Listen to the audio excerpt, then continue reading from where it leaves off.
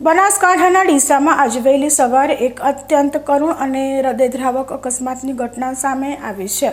ઉજ્જૈન મહાકાલના દર્શન કરીને પરત શાંતિ સાથે પરત ફરી રહેલા ડીસાના એક વેપારી પરિવારની ખુશીઓ પળવારમાં માતમમાં ફેરવાઈ ગઈ હતી।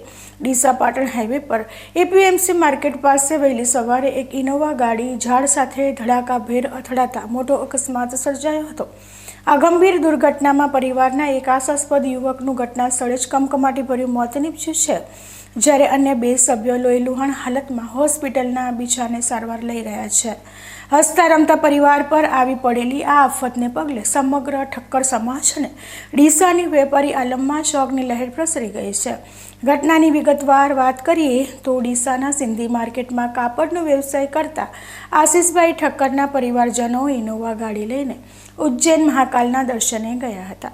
શુક્રવારે વહેલી સવારે 3:25 કલાકે જ્યારે તેઓ ડીસાના ઉંમરે પહોંચ્યા હતા, ત્યારે એપીએમસી ગેટ પાસે ડ્રાઇવિંગ કરી રહેલા સાગરભાઈ ઠક્કરને અચાનક ઊંઘનું જોખું આવી ગયું હતું,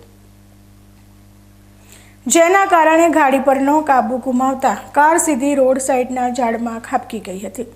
અકસ્માત એટલો ભીષણ હતો કે ગાડીનો આગળનો ભાગ પડીકું વળી ગયો હતો।